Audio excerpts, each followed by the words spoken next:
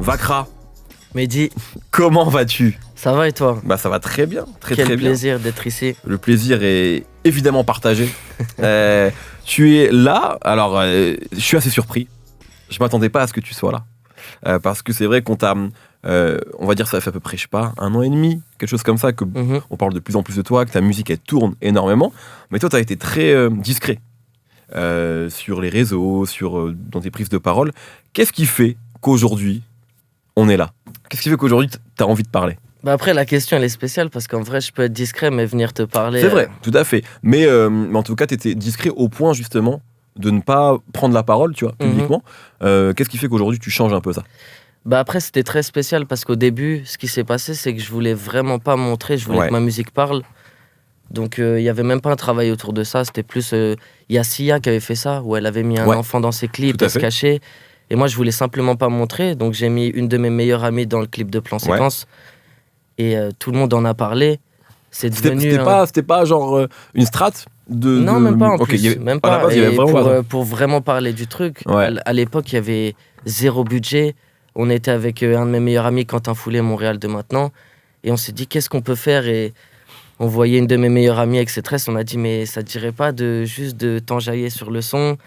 Et on Qu'on a a lancé revu ce après, d'ailleurs, truc-là. tu l'as remise dans d'autres Exactement. vidéos après. Ouais. Et c'est là que, par exemple, je me suis dit, mais en fait, ça a tellement marché de la voir elle.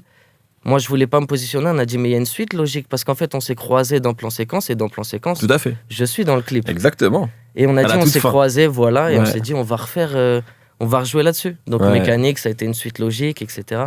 Mais non, c'était pas une volonté. Je voulais simplement pas montrer, quoi. Et puis, au final, je suis dans tous mes clips. C'est un truc que Ouais, personne ouais. sait, mais tu fais Mécanique, je suis à la fin. Non, Ouais, c'est ouais. non, je suis aussi dedans. Donc, je suis dans tous mes clips. Mais c'était simplement, tu sais, comme le créateur des Marvel, Ouais, Stanley. où tu le vois. Ou Hitchcock. Hitchcock, il faisait ça dans ses films aussi. On le Voilà. voyait, il faisait des petits caméos comme ça. Exactement, dans ses tu films. le vois dans des petits passages. Je voulais simplement, Ouais. voilà, pas trop montrer. Et c'était tellement bien aussi que la musique parle et Ouais, je de puisse ouf. sortir dans les métros. Et c'est toujours un truc que je veux préserver. Pour moi, c'est le plus important. Mais il y a quand même eu un moment où tu avais fait un showcase privé, tu t'étais montré. Mhm. Qu'est-ce qui, à un moment aussi, peut-être t'a donné envie, ou pourquoi t'as pris cette décision-là? Est-ce que tu t'es dit, peut-être pour ma musique, il faut que les gens me voient pour s'attacher à moi aussi? Parce qu'il y a ça aussi, tu vois, c'est vrai qu'on s'identifie à quelqu'un et quand on n'a pas de visage, ça peut être parfois plus compliqué. Enfin, quand on ne montre pas son visage, on a un visage, mais quand on ne le montre pas, en tout cas.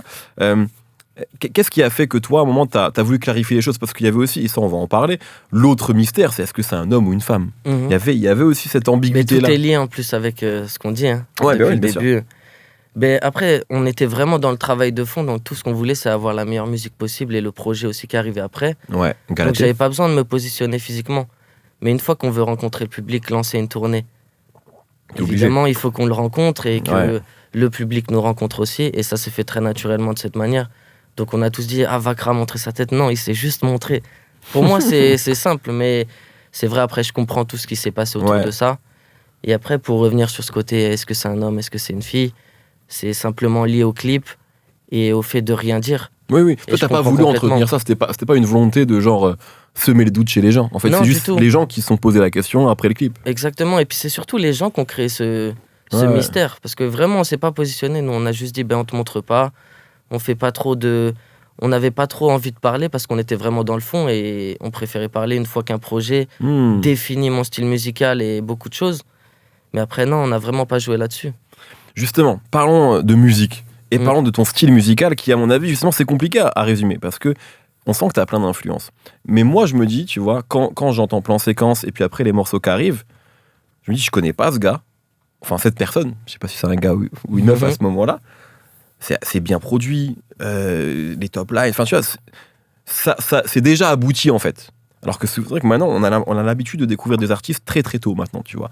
Donc Yes. même parfois quand ils font encore leur brouillon, on les découvre, même, tu vois, sur les freestyles, etc. Ce qui est aussi ce qui a son charme.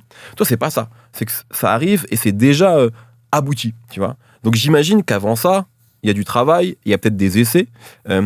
Est-ce que toi, avant justement d'être le Vakra qu'on connaît, quand est-ce que tu commences la musique et est-ce que tu as fait d'autres choses? Est-ce que tu as fait des choses peut-être plus rap, même dans d'autres genres musicaux? Parce qu'on a le sentiment quand même qu'aujourd'hui, tu es un peu le produit de tout ça. Ça se voit que tu as réfléchi, je pense, et que tu as travaillé pour trouver ton style, trouver ta voix, etc. Par quoi t'es passé avant? Non, t'es fort, t'es fort. Ben, en vérité, ça fait plus de 15 ans que je fais de la musique. J'ai toujours gardé Vakra, ça a jamais changé. Ok. Et j'ai commencé parce que petit, je faisais de la guitare. Après, j'ai fait un peu de piano. Ok. J'ai vraiment adoré la musique depuis tout petit. J'aime la musique dans le global, en fait. Ouais. J'aime toute la musique. Et après, j'ai eu un groupe. Après, on s'est dit, avec un de mes meilleurs amis, tiens, il y a ce nouveau style, le rap est devenu beaucoup plus accessible. Donc, on pouvait acheter sa carte son, bien sûr, enregistrer soi-même, faire ses prods. Tu faisais du rap déjà à l'époque, justement Mais j'ai commencé là-dessus, sur du Arachnid, c'est du old school. Ok. Je suis un passionné enfin, je vais dire l'ancien temps, c'est ultra ingrat, mais de nos grands frères, en fait. Je suis passionné de toute cette école-là. Et on s'est lancé dans le rap. Après, j'ai adoré le reggae. J'ai fait du reggae. J'ai adoré le chant. J'ai fait du chant, j'ai fait du lyrique, de la variété, j'ai fait du R&B. Et en fait, c'est tout ce travail de fond. Et en vrai, il y a énormément d'échecs. Tu vois, comme je le dis, je l'ai dit, là, on était à l'Élysée-Montmartre. Ouais. C'était la fin de ta tournée, là. Exactement. Et c'était plutôt... Bref, on reviendra là-dessus, mais j'ai trouvé ça un peu triste, le fait de se dire que le gala Tétour est fini. Mais je disais un truc, c'est qu'on voit 1 an de réussite, voire 1 an et demi, comme tu dis, mais il y a 15 ans d'échecs derrière pour certaines personnes qui sont encore dans l'équipe. Et il y a tout un travail de fond. C'est vraiment... Ça a pris énormément d'années. J'ai supprimé je ne sais combien d'albums avant d'arriver à ça. Et je pense, c'est le mélange de tous ces styles et de toutes mes essais musicaux qui ont donné ce style actuel. Est-ce que dans ce que tu as fait avant, il y a des choses qui sont... je dis pas ça pour qu'on aille fouiner ou quoi, mais est-ce qu'il y a des choses qui sont sorties ou au contraire, non, tu étais dans un truc... je suis pas content de moi, je les sors pas. Est-ce qu'il y a quand même des choses que t'as sorties, si tu dis échec, est-ce que t'as voulu que ça marche dans le passé ou c'était encore en travail, en formation quelque part? Non, il y a eu des trucs qui sont sortis. Il y a eu beaucoup de choses qui sont sorties. Et c'était même pas... En fait, c'est une volonté que la musique parle. Après, les chiffres, moi, j'ai toujours une phobie de ça. Je comprends rien. Et ça me stresse plus qu'autre chose, les chiffres. Mais c'est sûr que toute personne qui travaille quelque chose espère une visibilité. Un retour des gens. Un relais, un retour de l'amour. Et c'est vrai que, comparé à maintenant, je vais pas... En fait, c'est triste de dire que c'est des échecs, c'est vrai. C'est un travail de fond et c'est un marathon, ce qui s'est passé avant jusqu'à aujourd'hui. Mais c'est vrai qu'on attend des fois des résultats. On va voir un autre artiste, même de la même ville, mais c'est trop bizarre. Et il va sortir un clip, il va faire 10 000 vues, t'en fais 2000. Et ben, tu vas sentir tes 2000, tu vas sentir le poids des chiffres, l'impact. Et c'est vrai que je parle d'échec à ce niveau-là, où on avait des attentes. Et puis c'est vrai que la famille derrière ça m'ont pris pour un fou. Un fou, je ne sais combien d'années. Et c'est une fierté de dingue ce qui se passe actuellement pour ça aussi. Ouais, bien sûr. Tu viens d'Auxerre, si je dis pas de bêtises. Ça, c'est une des rares infos qu'on arrive à trouver. Après, je suis né, enfin, c'est spécial, mais je suis né à Fontainebleau.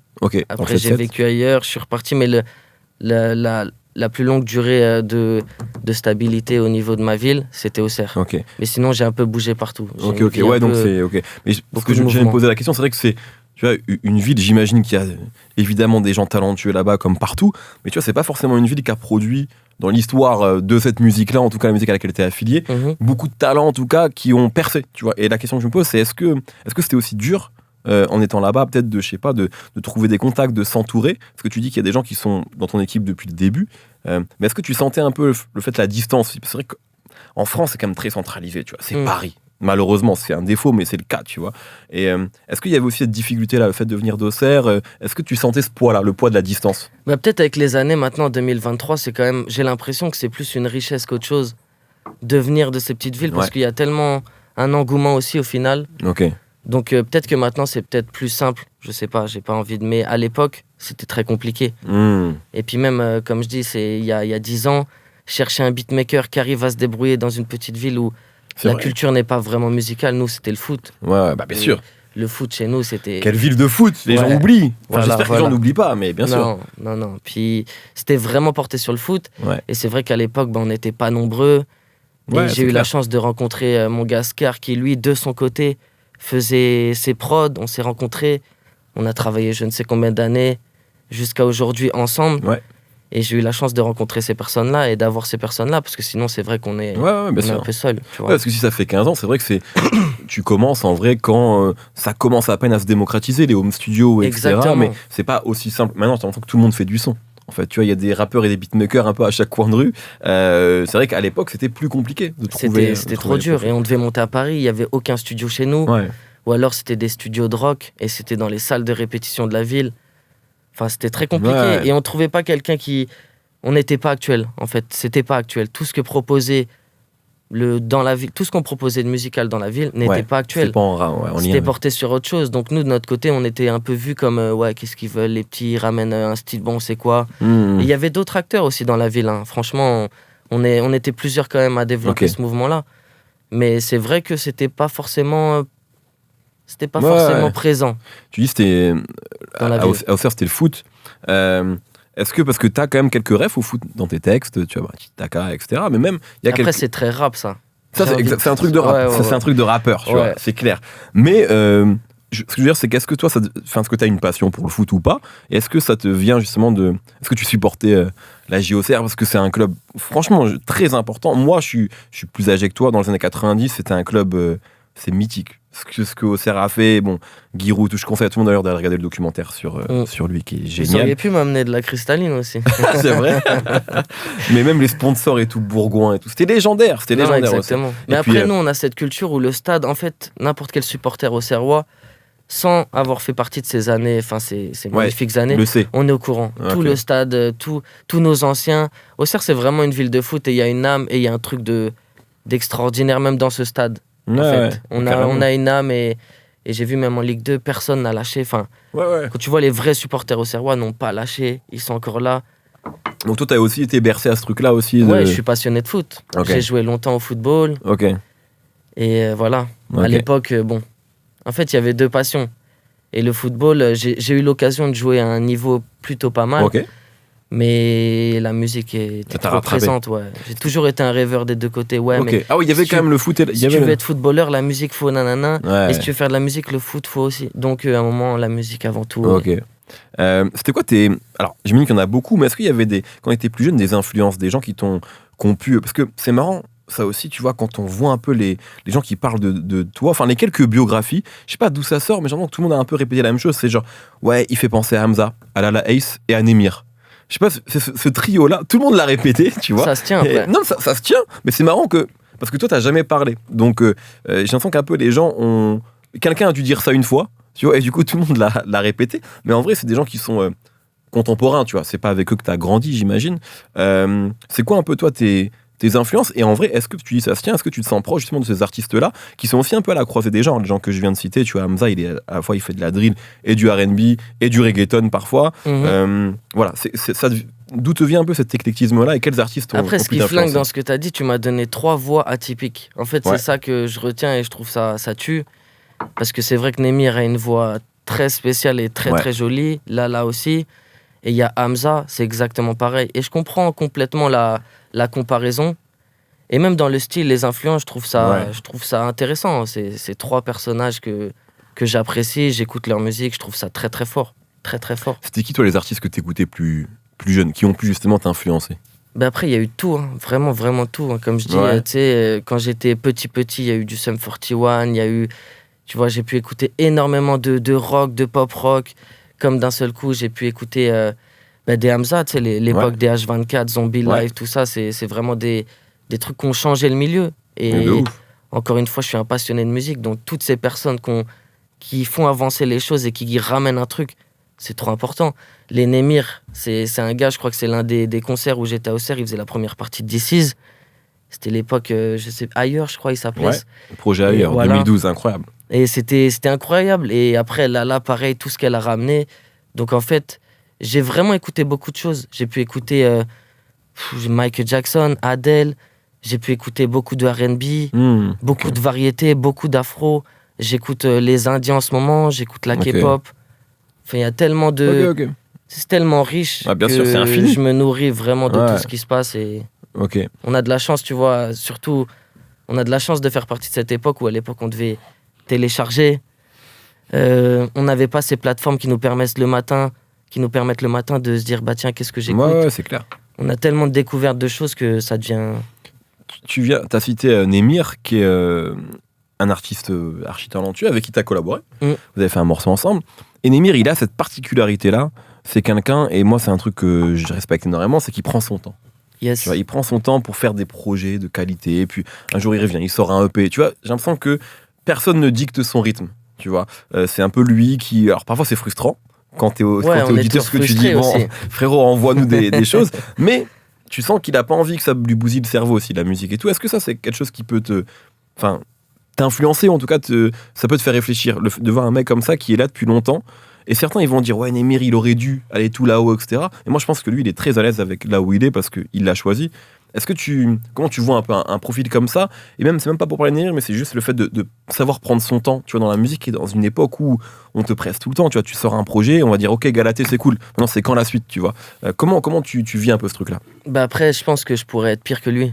Vraiment, parce qu'il y a toutes ces années, hein, Némir, c'est... Ouais. Pour moi, c'est un grand frère et c'est... Ouais. Mais il y a toutes ces années, moi, je pourrais peut-être être pire. Et vraiment, je suis pas dans ce monde de consommation. Par exemple, moi, ma vision, c'était de faire vivre Galatée le plus longtemps possible. Et je continue de penser qu'il a encore de la vie, ce projet. Et je me battrai toujours pour. Mais je reviendrai quand j'aurai la musique. C'est-à-dire, je peux m'absenter parce que j'ai rien à dire. Et j'ai besoin de prendre beaucoup de recul, de vivre des choses. Parce que je suis comme une éponge, tu vois. Bien sûr. Et si j'ai rien à dire, je préfère pas revenir. J'ai pas envie de ce projet trop, il m'inquiète déjà alors que je suis au début. Mais comme on dit, il y a 15 ans derrière, donc on se dit, ça fait 1 an, mais j'ai cette vision en fait. De non, je dois ramener le meilleur projet. Et si ça prend 2 ans, je reviens dans 2 ans, simplement. Quand vous sortez Plan Séquence, il y a un vrai succès, tu vois, du morceau. Bon, bref. Mais pas tout de suite. Hein. Pas tout de suite, c'est vrai, mais ça prend dans les mois qui suivent. Est-ce que quand vous le sortez, toi, t'es convaincu que ça va trouver son public? J'étais sur plein de projets et on était dans un studio et il me restait 1 heure, il me semble. Okay. Et j'avais cet instru-là de Narco. Et en gros, je fais écouter à l'ingé et il me dit « Ouais, c'est pas possible, il n'y a pas de basse. » Mais moi, j'avais déjà une idée mélodique et j'avais ce truc-là de Pikachu. J'avais cette entrée, j'avais ça dans la tête. Et il me dit « Ouais, mais il n'y a pas de basse. » Du coup, on part sur autre chose. Je finis l'autre morceau et il me restait 1 heure. Et du coup, je dis, ouais, vas-y, lance l'autre session et on va essayer de rentrer ça. Et en fait, c'est comme s'il était blindé d'erreurs, ce projet, comme si je testais un truc. Et en fait, ça a tout défini. En sortant, je fais écouter à tous mes frérots, tous les refs, nanana, en soirée, je leur fais écouter et ça devient une évidence. C'est-à-dire, on ne savait pas comment revenir, comment proposer un truc de différent. Et en fait, c'est devenu une évidence. Okay. Et on s'est dit, vas-y, au lieu d'attendre et de se dire comme tout le monde, ouais, ce morceau-là, il est bien, on va le garder pour le projet. Pour moi, c'est la plus grosse erreur, ça. Et du coup, on a dit, vas-y, on va le sortir très naturellement. Et c'est là qu'on s'est dit, on va faire un truc simple. Le clip. Je marchais, je prends une photo d'un coiffeur à Clichy. Et je dis à mon pote, à Quentin Foulet, je lui dis, essaye de faire un truc bizarre dans la photo, de travailler un peu l'image. Et on sort le morceau. Et on voit en fait, à une petite échelle, à quel point le morceau, on avait peut-être touché un truc. Mais on savait en le sortant qu'on ramenait quelque chose de différent. Et on savait que ça allait pas mettre tout le monde d'accord, évidemment, comme toute musique bien d'ailleurs. Sûr. Mais on s'est dit, c'est peut-être... Il y a un truc, et très bizarrement, c'est là que j'ai compris beaucoup de choses sur moi aussi. C'est-à-dire? J'ai une voix où il y a beaucoup d'aigus. Je peux avoir un peu de grave, mais je pense que ma force et ma particularité, c'est cet aigu. Et en fait, c'était comme si, pour la première fois de ma vie, je le prenais... j'assumais complètement cette voix. C'était quelque chose où je me disais, mais en fait, c'est moi. Avant, la musique que tu faisais avant, tu l'assumais moins, justement? T'allais moins dans les aigus, dans les choses que t'as pu sortir auparavant? Tu sais, ce qui est très spécial, c'est par exemple, je traîne avec beaucoup de personnes. Et il y a des personnes qui rappent comme c'est pas possible. Dès qu'ils sortaient un projet, je me disais, waouh, je vais rapper. Moi, je veux parler à mes gars, là. Je veux parler à mes gars. Et jusqu'au moment où cette musique-là, avec les aigus, a parlé à ces gars. Et du coup, ça a libéré un truc où je me disais, mais en fait, tu sais, on m'a toujours parlé d'un truc ingrat dans ma vie, c'est faut que toutes les planètes s'alignent pour que tout marche. Et c'est comme si, en fait, à ce morceau-là, tout s'alignait et je comprenais tout. Tout était clair dans ma tête. En fait, toute cette partie, ce truc bizarre que j'avais, devenait ma force. Et qu'en fait, je le vivais trop bien. Avant, c'est comme si je rappais, il fallait que je prenne une voix. Ouais, tu vois. bien sûr. Et là, d'un seul coup, tout s'est éclairé. Je suis resté moi-même et ça a tué. Cette voix, justement, parce que toi, en tout cas, tu sais en jouer sur les morceaux. Il y a des morceaux, en fait, quand on ne te connaît pas, on peut l'impression qu'il y a 2 personnes en featuring. Et c'est pour ça qu'il y a peut-être eu ce mystère aussi. C'est pas qu'au niveau de l'image. Tout à fait. On s'est dit, c'est pas possible qu'ils chantent l'aigu. Exactement. Il y a un truc genre, est-ce que c'est 1 ou 2 personnes, parfois, sur certains morceaux? Toi, justement, ce que tu dis, que c'est avec ce morceau-là que tu as pris conscience, en fait, de la puissance, quelque part, de ta voix, en tout cas, de sa force. Est-ce que c'est quelque chose que tu as travaillé Genre, est-ce que t'as pris des cours de chant? Est-ce qu'à un moment tu t'es pris la tête, tu t'es dit, écoute, je sens que j'ai quelque chose, il faut que je le taffe? Ou est-ce que c'est naturel? Il y a des gens, ils ont des voix de ouf, ils disent, ouais, j'ai jamais pris de cours de chant, tu vois. Est-ce que toi, c'est un truc que t'as réussi à analyser, à travailler? Comment ça s'est passé? Non, après, c'est de l'acharnement, vraiment. Ok. En fait, j'ai travaillé pour comprendre ce que j'avais de bien dans ma voix, comme là où fallait plus aller. Tu vois, mais j'ai fait beaucoup de chants lyriques où j'ai appris le vibrato. J'ai fait beaucoup de choses où, même de chants tout court, où je montais haut. Mais tout le monde me disait, ouais, c'est strident, tu cries.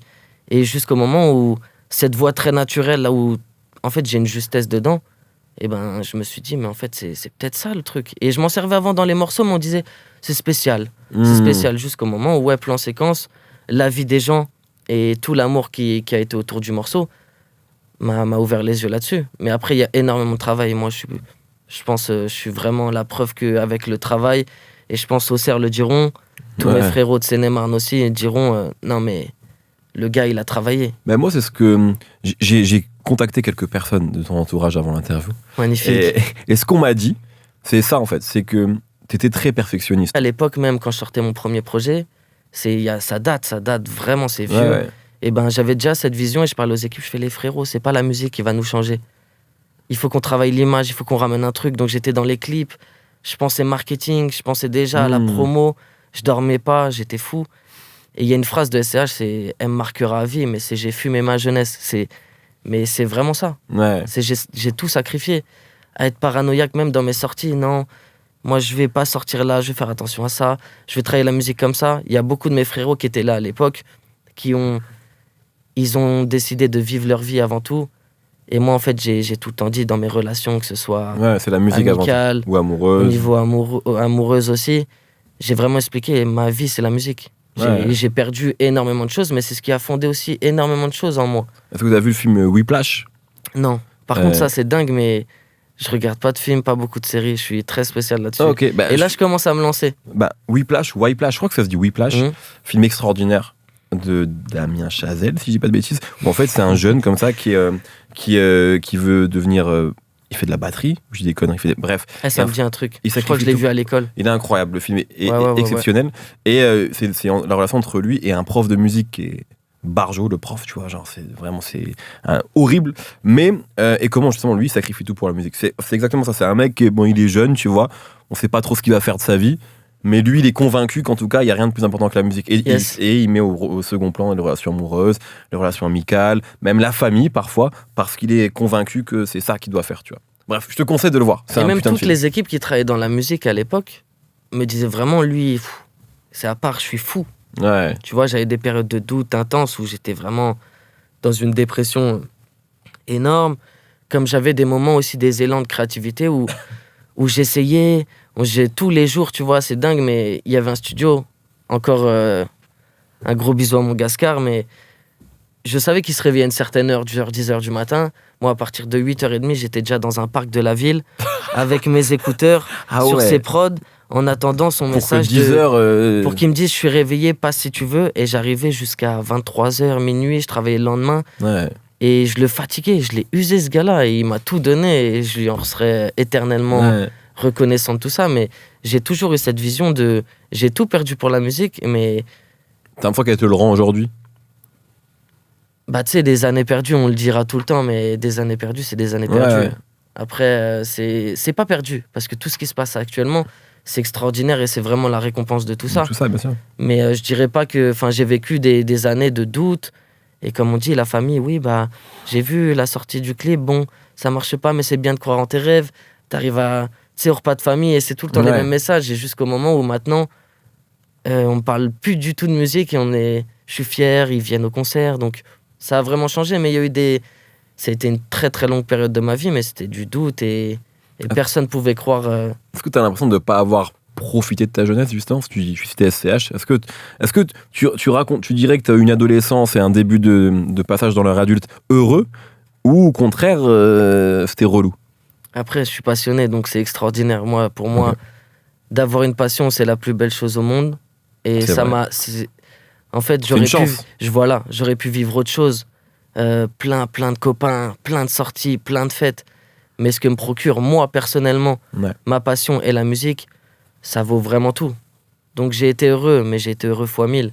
Et j'ai vécu avec un cocon de personnes qui, à l'heure même d'aujourd'hui, c'est mes amis, c'est eux c'est dans leurs yeux que je vois tout ça, en fait. Et ma réussite, c'est la leur. Et j'ai eu la chance d'avoir ces personnes et une amitié très solide avec certaines personnes. Et j'ai eu besoin de rien d'autre. Qu'est-ce qui fait... Moi, c'est ça qui m'intéresse dans les parcours comme le tien. C'est genre... un gars, il fait de la musique pendant 15 ans, ça marche pas.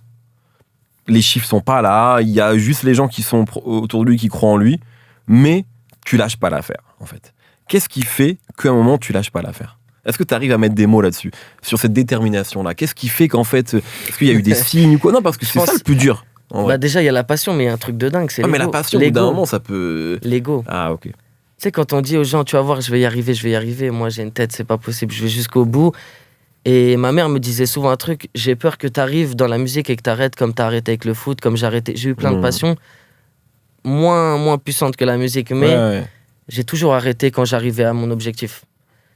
Donc il y avait ce truc-là où je dis, non mais si à un moment je dois arrêter, c'est pas parce que j'ai pas réussi mon objectif, c'est parce que je l'ai atteint.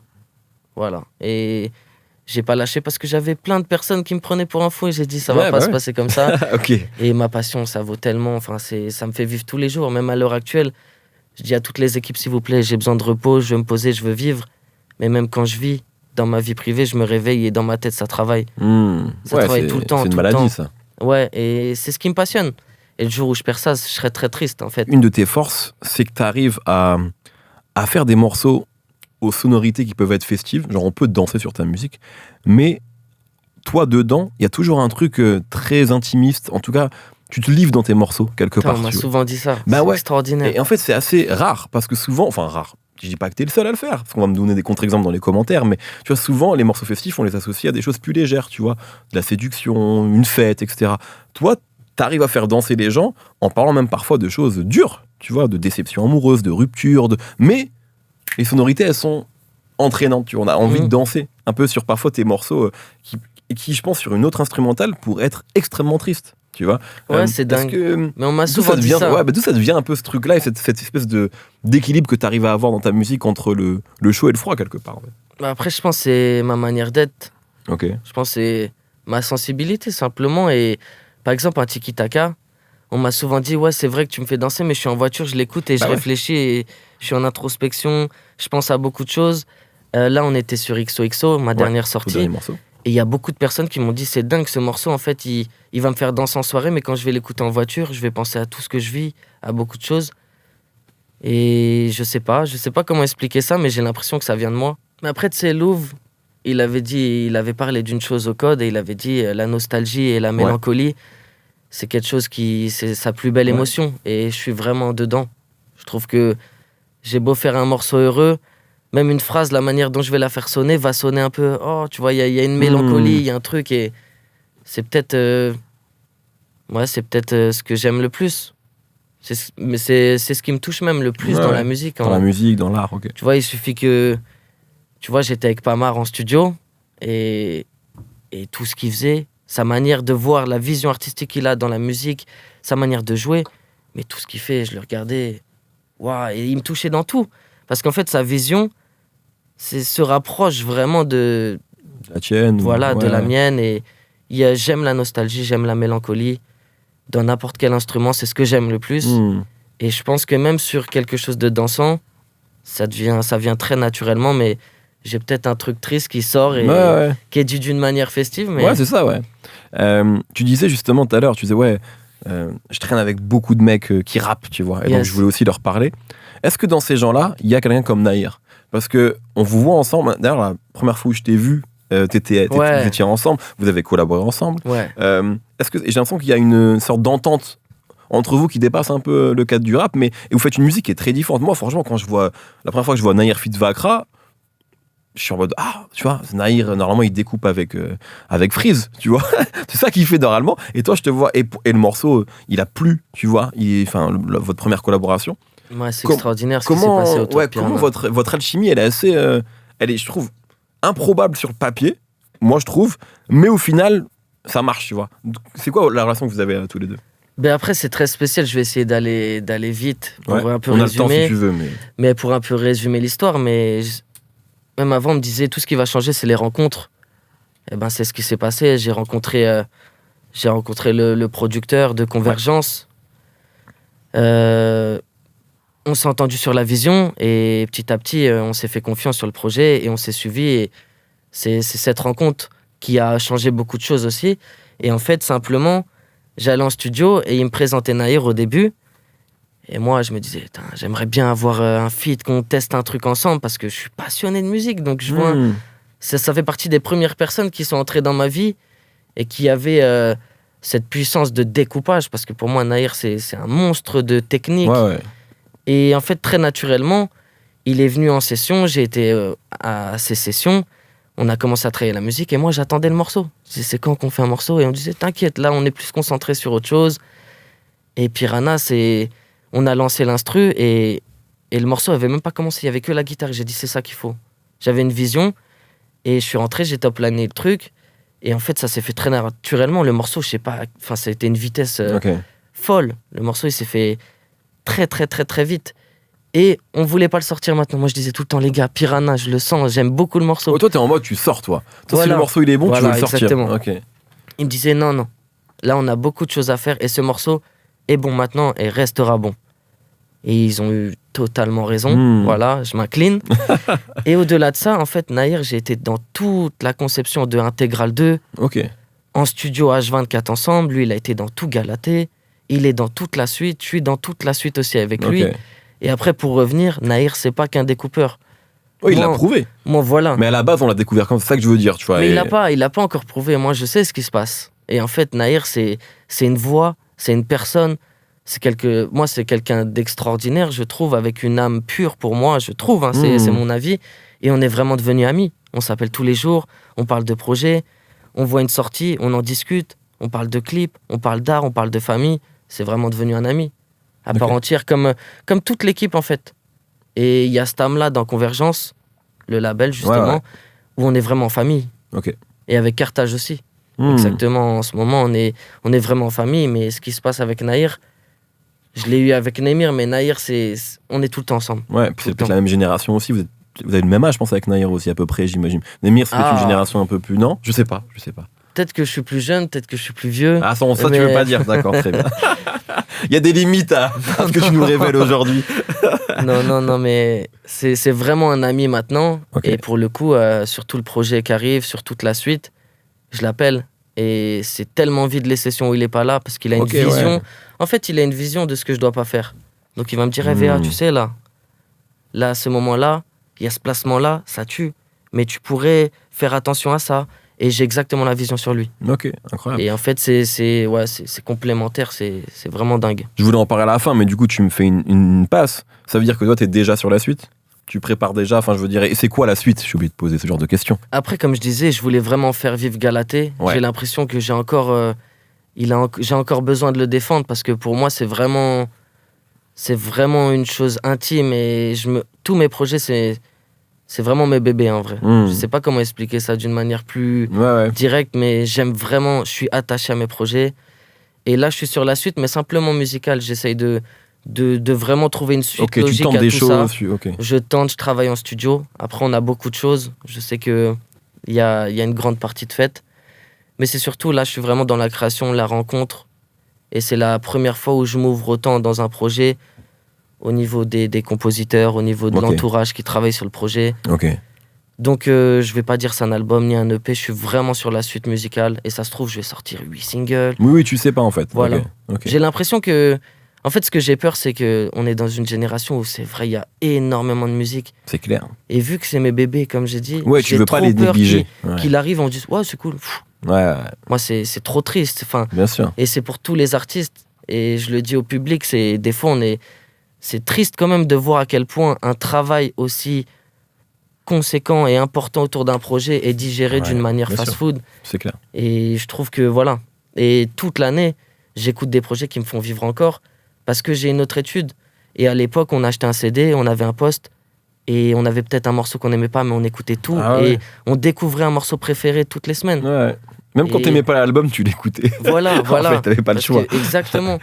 Et il y a ce truc-là où j'ai toujours cette écoute-là, et ça me fait de la peine quand on me dit bah tiens, lui, il a tapé fort, mais tout le monde s'en fout maintenant du projet, on attend de nouveau. Moi, ça me fait peur. Donc, je suis juste sur la suite musicale, mais je travaille juste pour que la musique soit écoutée et qu'on la digère pas en mode, c'est bien, cool.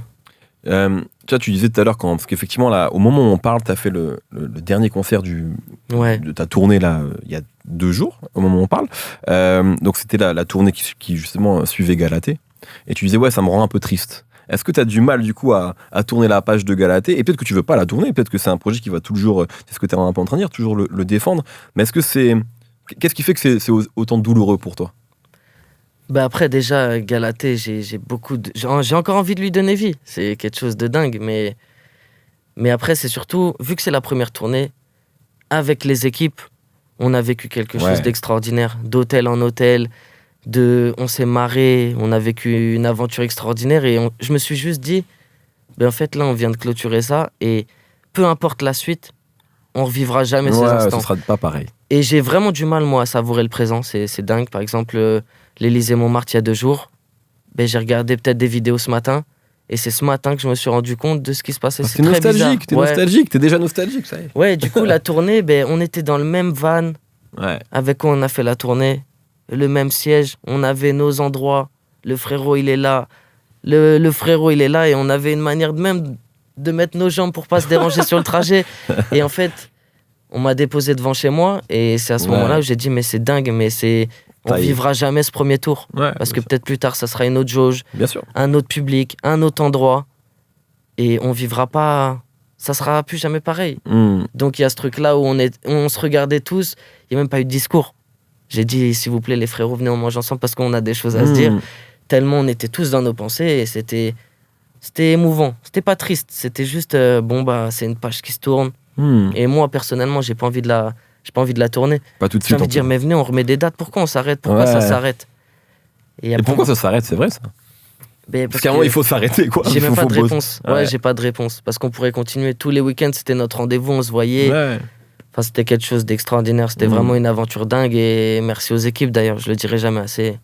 Il y a un truc, quand j'ai suivi ton développement, que j'ai kiffé. Et qui m'a fait... Je me suis dit, je pense qu'il est peut-être pas comme on pense qu'il est.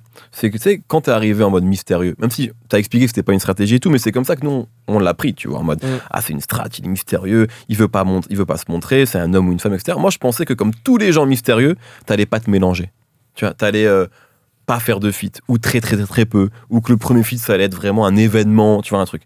Et en fait, je fais, non, pas du tout, en fait. Genre, t'as fité. Made in Paris, Némir, Ronisia, enfin, on va pas citer tout le monde, Naïr, bien sûr, bref. Il y a eu plusieurs feats, en vrai, déjà. Et c'est un peu ce que tu dis aussi, on sent que t'es en studio, t'aimes rencontrer des gens. Et moi, ça, je me suis dit, en fait, non, c'est peut-être pas l'artiste mystérieux qu'on imagine, tu vois, qui veut pas se mélanger. Au contraire, tu veux te mélanger, tu vois. Je pensais que c'était pas forcément... Il y a vraiment ce truc-là où, tu sais, par exemple, j'aime pas montrer, même à l'heure actuelle, par exemple... je veux vraiment préserver mon anonymat, je veux me balader tranquille, je veux être avec ma mère, vivre des instants en famille, je veux être dans le métro, j'aime trop en fait tout ça. Donc en fait, de pas aller gauche-droite, je veux pas qu'on se dise le gars il est fermé, il se mélange pas. Non, c'est simplement, c'est pas trop mon truc. Les soirées cocktails, par exemple, David, c'est un frérot de fou. Et parce qu'on s'est vu à la release partie de David de la Place. Et c'était trop bien, c'était vraiment... Mais le fait de... Je pense que je suis pas dans ne pas me mélanger du tout. C'est ce que j'ai compris. Je rencontre, c'est des rencontres. Il y a des rencontres humaines qui se passent très très bien et vas-y, on essaye et voilà. Mais après, musicalement, je sais que je suis vraiment concentré sur un truc. Et cette année, c'était beaucoup de feu et toutes les rencontres, toutes les musiques qu'on a pu sortir, c'est des rencontres humaines. C'est beaucoup de choses. Après, je suis pas fermé. Je suis un artiste qui... J'écoute tout le monde. J'écoute tout. Il y a des artistes même... Peut-être qu'on fera jamais de morceaux ensemble. Mais je les écoute, j'aime leurs morceaux. Donc c'est pas ne pas mélanger, c'est plus... On a tous chacun des trucs à faire, et avec grand plaisir si on s'aime. Et en fait, ma phobie, par contre, c'est me retrouver avec quelqu'un, puis on fait un morceau ensemble, on se retrouve en session, vas-y, pose ton carré. Ça me fait trop peur, moi, non. Humainement, faut qu'on vive un moment. Parce que, voilà, moi, je sais pas, je suis trop dans l'humain, je suis trop dans l'affect. Ça veut dire même une session où je vais avoir l'impression d'être un... Cool, vas-y, c'est cool, ça s'est bien passé. Ça va me toucher, je vais être triste, je vais rentrer, je vais dire, mais il n'y avait pas d'âme là-dedans, je ressens rien. Du coup, c'est ce que je veux éviter. J'espère qu'il y aura un feat avec Hamza. Oh. J'ai déjà le titre. Vac Hamza. Non, mais déjà. Ou un projet commun en vrai même. Ça pourrait être trop chaud. De toute façon, il est trop fort.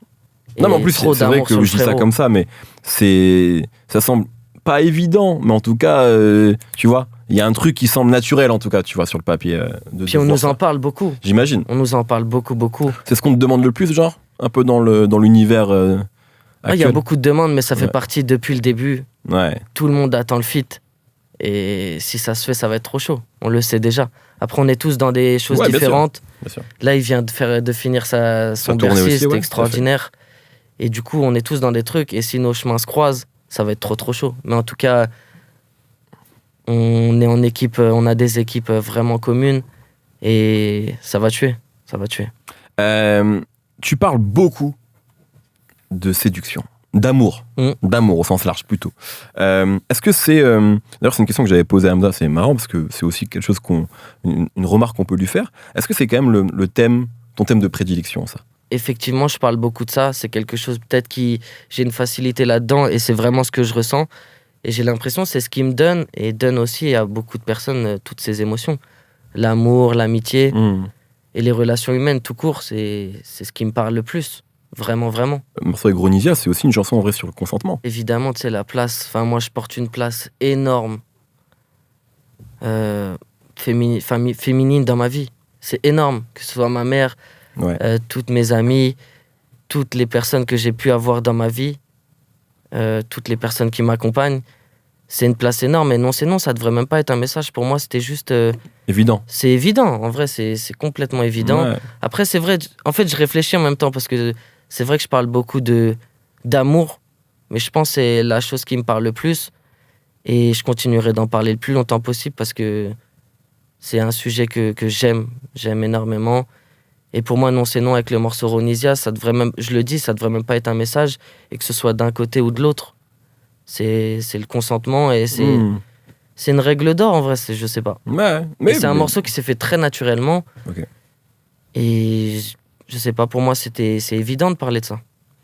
À un moment dans tes textes, tu dis, parce que je viens de parler de ta maman, tu dis « Maman, je vais gagner beaucoup d'argent, j'ai signé un contrat en Roro. » Et on parlait justement tout à l'heure du fait que ta famille, et j'imagine ta mère, devait être peut-être inquiète dans le passé. Comment elle voit, est-ce qu'elle capte, est-ce qu'elle écoute ta musique, est-ce qu'elle capte ce qui se passe et comment elle est maintenant quand elle voit un peu tout ce qui se passe pour toi aujourd'hui? C'est ma plus belle fierté, c'est ma plus belle réussite dans tout ça. Là on était à l'Élysée-Montmartre il y a 2 jours et en fait j'avais fait un concert à l'époque au cabaret de l'Escale à Migène, une capacité de 250 personnes à peu près, et il y avait 20 personnes dans la salle. Et c'était la seule fois que j'avais dit à ma mère de venir avec mon père. Aïe. Et du coup, je m'étais donné à fond, tu vois. J'avais chanté même un morceau pour elle. Elle était en face de moi, il n'y avait personne. Vraiment personne dans la salle. Et je lui ai dit, maman, je veux plus jamais que tu reviennes jusqu'au jour où je vais vraiment t'inviter. Et ce jour-là, ça sera quelque chose. Et ce qui est dingue, c'est qu'il y a 2 jours, c'était le jour de son anniversaire. Incroyable. T'as fait exprès ou pas? Même pas. C'est les équipes qui m'ont dit ça dirait le 25 et tout. C'était incroyable. Ouais. Et du coup, c'est la fois c'est là où elle est revenue. Elle est revenue avec mon père et ma famille. Et pour moi, c'est ma plus belle réussite. Et c'est vrai, mon train de vie... En fait, c'est dingue, mais mon train de vie, il n'a pas changé. Comme je le dis dans un morceau, mais c'est juste l'endroit qui a changé. Mon train de vie, il n'a pas changé.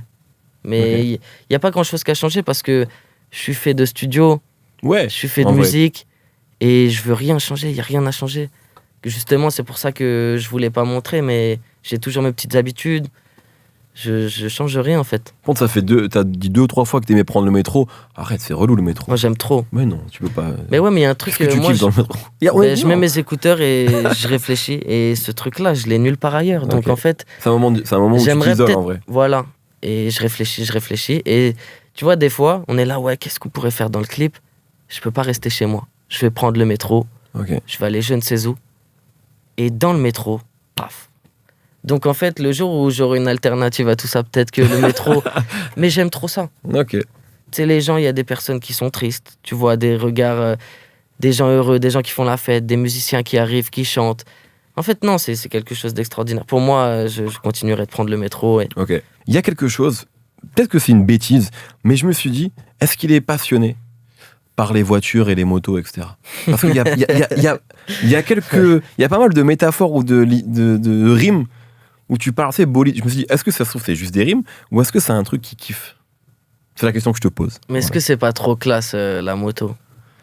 Moi, je sais pas, je suis pas plus moto que ça, moi. Moi, je sais pas, j'ai toute ma famille qui est dedans. Et puis quand je vois, tu sais, Akira, donc il y a un tout truc, ça. il y a un truc. Ah, Akira, ouais. Bah, il y a un truc trop classe. Et en fait, je vois une fille dessus. Moi, dès que je parle de moto, je vois le truc, les cheveux dans le vent. Et il y a un truc trop gang, trop classe. J'aime trop. Et après, toute ma famille baigne dedans. Ok, donc t'as ce truc-là. Okay. Et après, véhicule, tu vois, c'est un fantasme plus qu'autre chose parce que j'aime pas les voitures, j'aime pas conduire. Ok.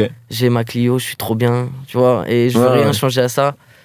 Mais non, parce que en plus je me suis dit c'est vrai parce que même si on s'était jamais vraiment rencontré, t'as l'air d'être quelqu'un d'assez simple même dans tes textes et je me suis dit peut-être que c'est son truc, les belles voitures, peut-être que c'est sa faiblesse, mais non en fait même pas quelque part. En fait si, mais tu vois je vais plus être DB1. Je vais être dans les voitures de collection. Ok. Je trouve ça extraordinaire. Mais après, tout ce qui sort, Lamborghini, tous ces trucs, ouais, ça se passe. C'est extraordinaire. C'est magnifique, mais c'est pas du tout mon truc. Ok. Tu vois, j'aime mieux, je sais pas, il y a une certaine époque que je trouve... je vais voir une vieille voiture passer, je vais connaître le modèle, je vais en parler. Okay, je vois. Et il y a ce truc-là avec mon père qui m'a... Depuis tout petit, on est en voiture, il croise une voiture, il fait ça, c'est ça. Modèle 67. Et en fait, il est passionné de voiture. Donc j'ai ce truc-là où ça m'a jamais quitté et je suis passionné de voitures de collection. Il y a un truc... et si... Mais encore même pas, je prendrais pas ce luxe, mais si je peux avoir cette voiture-là qui est sous la bâche, que je sors jamais, et juste pour réaliser peut-être ce rêve d'enfant de mon père ou de mes proches, je le ferai. J'espère un jour, peut-être. Mais c'est pas mon fantasme. Ok, je capte. Voilà. Par contre, t'as une autre, ça on me l'a dit, c'est l'autre info que j'ai réussi à avoir, c'est que mes proches aussi ou... Ah bien sûr. Ok. Non mais je trouve que c'est intéressant parce que en fait, je suis même pas sûr d'en parler, mais je trouve que ça raconte sur toi aussi et même sur l'énergie que t'as l'air d'avoir, c'est que apparemment tu adores les animaux. Yes. Et genre c'est super important pour toi aussi. Il y a des gens qui aiment pas les animaux. Il y a des gens qui s'en foutent, tu vois. Genre c'est pas qu'ils les aiment pas, genre si il y a des gens qui doivent pas les aimer, mais ceux-là sont des mauvais humains, tu vois. Ouais. Mais je pense qu'il y a des gens qui ont pas forcément de passion, tu vois. Enfin je sais pas si t'as une passion pour les animaux, mais on m'a dit pas que tu vas me parler de Pika. Waouh. Comment t'as eu cette info? J'ai eu cette information. Est-ce que on peut dire qui est Pika? Ouais, je te laisse le présenter. C'est ton chat. Voilà. Magnifique. Mais on ça me touche que tu aies cette info. On m'a dit qu'il était super important, mais que même plus largement, les animaux, tu vois, genre c'est important pour toi, tu vois. Voilà. Donc c'est une information supplémentaire sur Vacra que je donne au public, tu vois. Voilà. Ouais, j'ai un petit chat et il s'appelle Pika et voilà. Mais après, c'est dingue comme ça déstresse et comme un petit animal comme ça peut t'aimer vraiment pour ce que t'es, quel qu'en soit, tu vois. Ouais, tu ressens ça? Ouais, bah, y a un truc de dingue. Et c'est pas que, tu sais, mon chat, par exemple, je vais parler de mon chat, mais les animaux en général. Tout est... Ils sont purs, ils sont doux, ils sont pas dans le calcul, ils vont pas te mentir, il y a un truc que je sais pas. Ou alors ils vont te titiller, tu vois, des fois. Ouais, bref. Bon, ça me gêne de parler de mon chat, mais effectivement... c'est une relation amoureuse, on dirait que tu parles de ta meuf. On sent que c'est important. Non, mais encore une fois, c'est une relation, simplement. Ouais, bien sûr. Et il y a cette relation avec lui, et voilà, c'est mon petit chat. De ouf. Ça me gêne un peu, mais voilà, love sur Pika, et voilà. Quelle aventure. Dernière question, on change d'ambiance. Dernière question. Yes.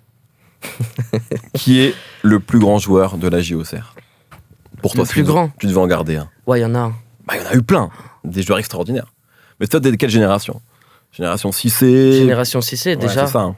Il y en avait plein. Il y a eu Mexès, il y a eu tellement... Ouais, beaucoup. Mais après, celui qui m'a le plus choqué et avec qui je suis le plus proche à l'heure actuelle, et voilà, c'est Djibril Cissé. Ok. Que dire de Djibril? Vous connaissez maintenant? Genre, ouais.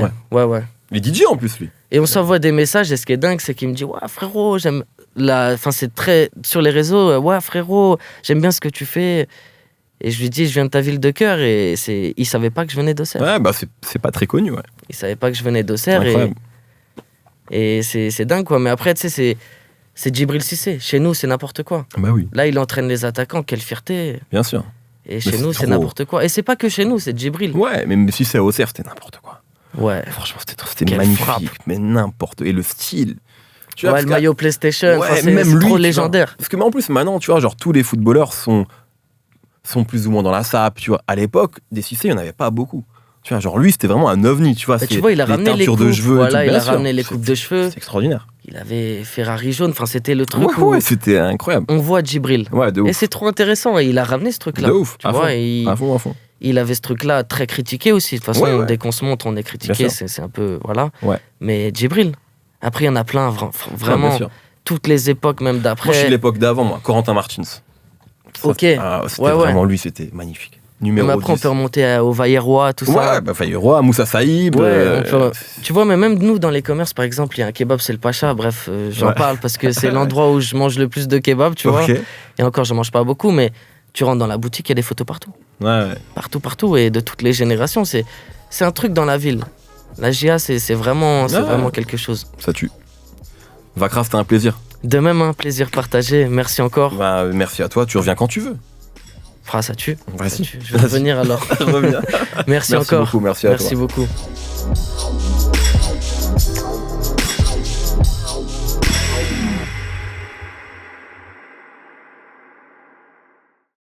Merci d'avoir regardé la vidéo. Si tu veux en savoir plus sur la rap musique, n'hésite pas à t'abonner à Apple Music. Tous les vendredis, un nouvel épisode du Code Radio. La playlist est régulièrement mise à jour également. Et nous, on se retrouve très très bientôt avec un ou une nouvelle invitée.